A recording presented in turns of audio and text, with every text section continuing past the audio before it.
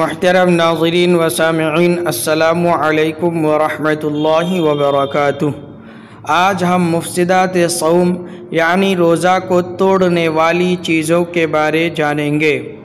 محترم ناظرین، سب سے پہلے یہ بات ذہن میں رکھیں کہ روزہ کو توڑنے والی چیزوں میں بعض چیزیں ایسی ہیں کہ جن سے روزہ ٹوٹ جاتا ہے اور قضا و کفارہ دونوں لازم ہوتا ہے، اور کچھ چیزیں ایسی ہیں کہ جن سے صرف قضا لازم ہوتی ہے، کفارہ لازم نہیں ہوتا۔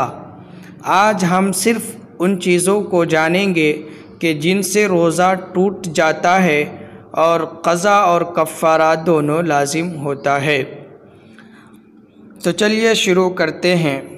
رمضان کا روزہ جان بوجھ کر بغیر بھولے کھا کر کے توڑ دیا۔ رمضان کا روزہ جان بوجھ کر بغیر بھولے پی کر کے کچھ بھی کھانا پانی پی کر کے توڑ دیا۔ رمضان کا روزہ جان بوجھ کر بغیر بھولے جمع کر کے توڑ دیا۔ تو ان تین صورتوں میں قضا بھی لازم ہوتی ہے اور کفارہ بھی لازم ہوتا ہے، یعنی رمضان کا ایک روزہ توڑ دیا بیوی سے جمع کر کے، تو اب ایک روزہ کی قضا کرے اور پھر اسی روزہ کا کفارہ بھی دے۔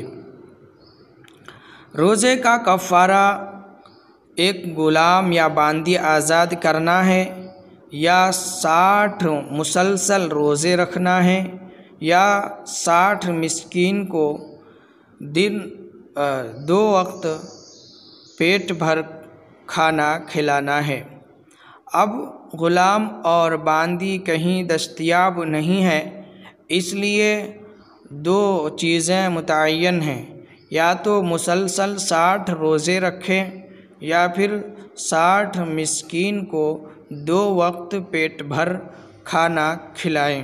اللہ تعالی ہمیں اور آپ کو صحیح سمجھ عطا فرمائیں۔